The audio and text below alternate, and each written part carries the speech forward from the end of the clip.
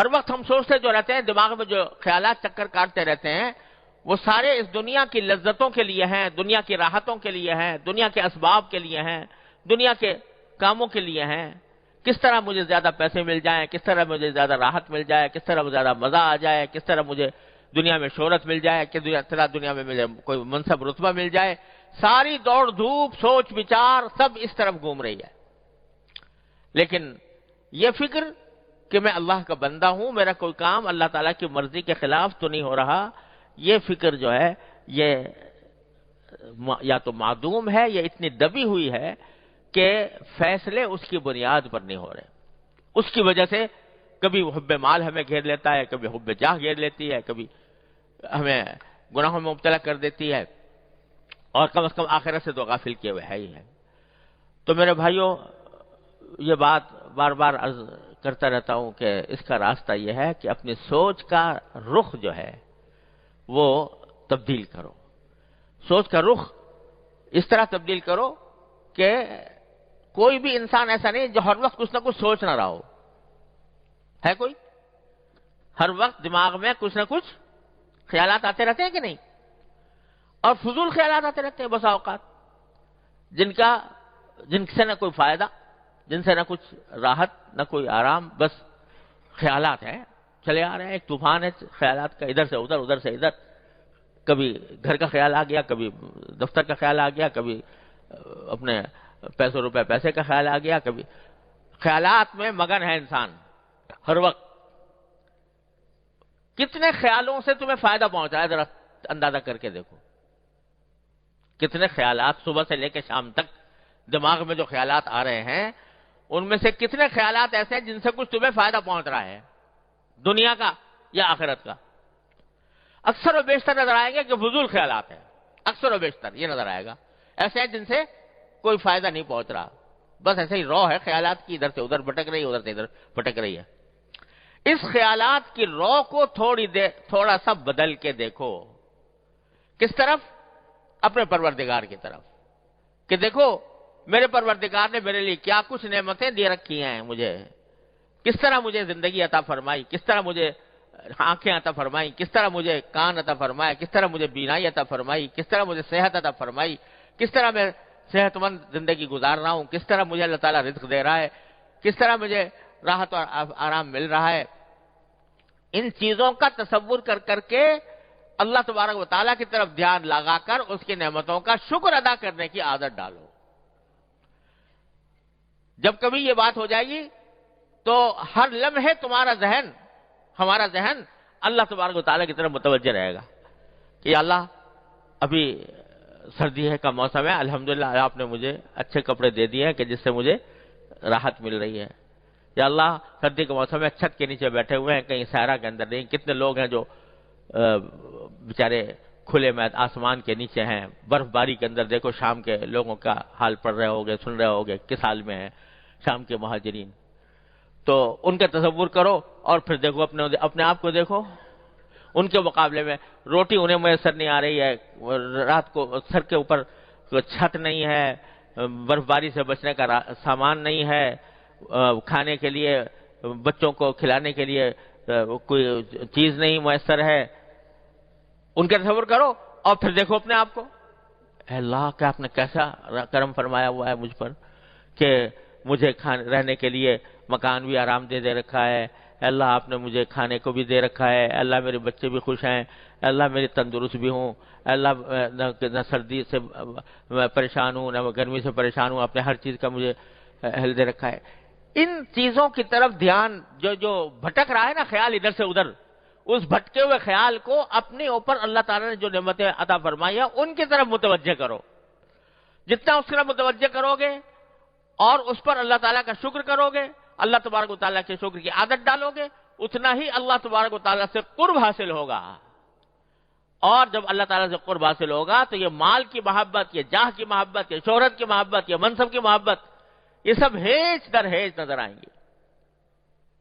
کوئی منصب، کوئی عہدہ، کوئی شہرت، یہ سب ہیچ در ہیچ ہو جائیں گی جب اللہ تبارک و تعالیٰ کے ساتھ یہ تعلق قائم ہوگا۔ تعلق مع اللہ تبارک و تعالیٰ سے محبت کا تعلق۔ تو قائم ہو جائے گا.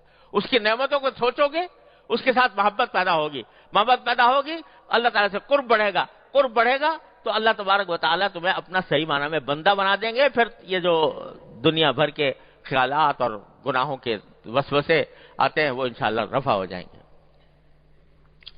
پھر دنیا کی مال و دولت اور راحت اور عزت اور شہرت اور منصب اور یہ سب چیزیں جو ہیں یہ ہیچ در ہیچ ہو جائیں گی. اللہ تعالیٰ اپنے رحمت سے عطا فرماتے ہیں. حضرت شیخ عبد القادر جیلانی رحمۃ اللہ علیہ کی طرف منسوب ہے کہ ان کو سنجر ایک جگہ تھی، تو اس کا سلطان تھا، اس کا بادشاہ تھا. تو وہ حضرت شیخ عبد القادر جیلانی رحمۃ اللہ علیہ کو اس نے پیغام بھیجا کہ میں اپنے سارے سنجر کی سلطنت جو ہے وہ آپ کو پیش کرنا چاہتا ہوں، آپ اس سلطنت کے مالک بن جائیں اور سلطان بن جائیں. یہ پیشکش کی پوری سلطنت کی بادشاہ نے. اللہ، تو حضرت شیخ عبد القادر جیلانی رحمۃ اللہ علیہ نے جواب دیا، وہ کسی نے نظم کیا ہے کہ چوں چتر سنجری رخ بختم سیاہ باد، در دل اگر بود ہوس چتر سنجرم. سنجر اس ملک کا نام تھا اور اس کے بادشاہ کا جو تاج تھا وہ سیاہ رنگ کا تھا. سیاہ رنگ کا تاج، سیاہ بھی خوبصورت ہوتے نا بعض اوقات، ایک سیاہ چیز بھی خوبصورت لگتی ہے، تو اس نے سیاہ رنگ کا تاج بنا رکھا تھا. تو وہ سنجر کا تاج تھا. تو مولانا فرماتے ہیں حضرت شیخ عبد القادر جیلانی، چوں چتر سنجری رخ بختم سیاہ باد، در دل اگر بود ہوس چتر سنجرم، زانگاہ کے یافتم خبر از نیم روز نیم شب، زانگاہ کے یافتم خبر از ملک نیم شب، من ملک نیم روز بدانگے نمی خرم. وہ جو سلطنت تھی سنجر کی، اس کا ایک علاقہ تھا جس کو نیم روز کہلاتے تھے. نیم روز، نیم روز کے لفظی معنی فارسی میں ہوتے ہیں آدھا دن. تو اس نیم روز کی سلطنت پیش کی تھی حضرت شیخ عبد القادر جیلانی رحمۃ اللہ علیہ کو. تو فرمایا کہ اگر میرے دل میں سنجر کے تاج کی ذرہ برابر بھی خواہش ہو تو میرے قسمت کا چہرہ اللہ تعالیٰ سنجر کے تاج کی طرح سیاہ کر دے. اگر میرے دل میں سنجر کے تاج کی ذرہ برابر بھی خواہش ہو تو اللہ میاں ایسا ہی میرا بخت، میری قسمت ایسی سیاہ کر دے جیسے سنجر کا تاج ہے. زانگاہ کے رافتم خبر از نیم ملک نیم شب، جب سے مجھے آدھی رات کی سلطنت ملی ہے، آدھی رات کی سلطنت ملی ہے، تو میں آدھے دن کی سلطنت کو ایک دمڑی کے عوض بھی خریدنے کو تیار نہیں. یہ نیم روز کے معنی تھے آدھا دن اور وہ سلطنت تھا. تو نیم روز یعنی آدھے دن کی سلطنت میں ایک دمڑی کو بھی خریدنے کو تیار نہیں ہوں جب سے مجھے آدھی رات کی سلطنت نصیب ہوئی ہے. آدھی رات کی سلطنت سے کیا مراد؟ کہ آدھی رات کے اندر اللہ تبارک و تعالیٰ سے تعلق جوڑ کر اللہ تعالیٰ کے بارگاہ میں کھڑا ہونا، اس کے سامنے عبادت کرنا، اس سے تعلق جوڑنا، اس سے دعائیں مانگنا.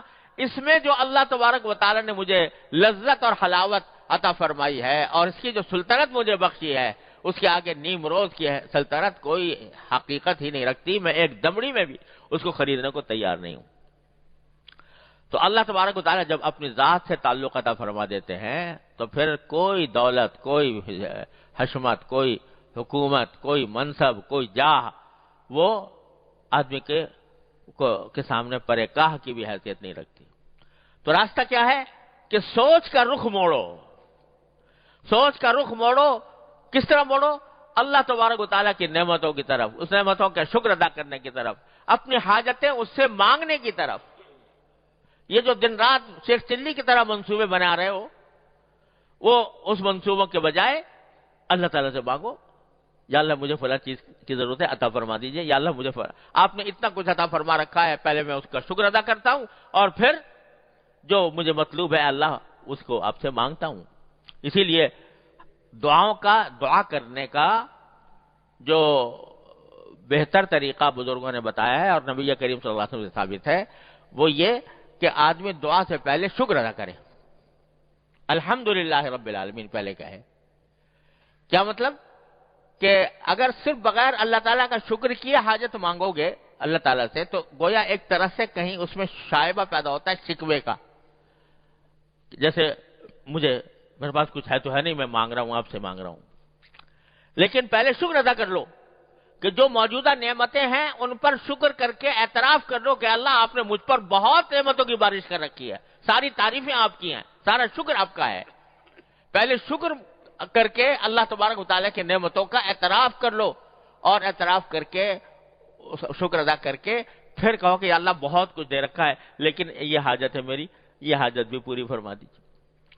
تو پھر دیکھو وہ ایک طرف شکر کے نتیجے میں ایک شکر کی عبادت تم نے ادا کر دی اور اللہ تبارک و تعالیٰ کے سامنے اپنی حاجت بھی پیش کر دی، تو دونوں چیزوں سے تمہارا تعلق اللہ تعالیٰ سے مضبوط ہو جائے گا، شکر سے بھی اور دعا سے بھی. تو اپنی سوچ کا محور، سوچ کا مرکز، سوچ کی لہر وہ اس طرف کرو، شکر کی طرف اور دعا کی طرف. اے اللہ جو نعمتیں آپ نے دی ہیں اس پر شکر، اے اللہ اس فلاں چیز کی حاجت ہے مجھے عطا فرما دیجیے. اگر یہ سوچ اور یہ بات جس طرح زبان سے، یہ شکر اور دعا یہ جس طرح زبان سے ہوتی ہے اسی طرح دل سے بھی ہوتی ہے. چلتے پھرتے دل میں یہ کرتے رہو، یا اللہ میں باہر نکلا تھا آپ نے اچھی سواری عطا فرما دی، اللہم لک الحمد لک الشکر. یا اللہ بیٹھ گیا ہوں اب مجھے منزل تک آسانی سے پہنچا دیجیے. یا اللہ میں گھر میں داخل ہونے والا ہوں، گھر والوں کو خیر عافیت سے پاؤں، اچھی حالت میں دیکھوں، کوئی برا منظر سامنے نہ آئے. اے اللہ جب میں گھر میں داخل ہو گیا سب کو اچھی حالت میں پایا، یا اللہ آپ کا فضل و کرم ہے، آپ کا شکر ہے. اے اللہ ان کے درمیان محبتیں قائم رکھیے، اللہ ان کو آپ اپنے دین دنیا کی ترقی عطا فرمائیے، صلاح و فلاح عطا فرمائیے. غرض کون انسان ایسا ہے جو حاجتوں میں جکڑا ہوا نہیں ہے؟ تو ایک طرف اللہ تعالیٰ کی نعمتوں کا شکر ادا کرتے رہو، دوسری طرف اللہ تبارک و تعالیٰ سے اپنی حاجتیں مانگتے رہو. یہ اپنی سوچ کا رخ اس طرف موڑ دو. اس طرف موڑو گے تو جب اس طرف یہ سوچ کا رخ موڑے گا تو یہ جو شیطان دل میں ڈالتا ہے، مال کی محبت ڈالتا ہے، اس سے بخل پیدا ہوتا ہے اور ناشکری پیدا ہوتی ہے اور ناجائز کاموں کی طرف دھیان ہوتا ہے، یہ سارا دھیان مڑ کر اللہ جل جلالہ کی طرف چلا جائے گا انشاءاللہ. اس کی فکر چاہیے. اللہ تعالیٰ مجھے آپ کو سب کو اس کی فکر عطا فرمائے.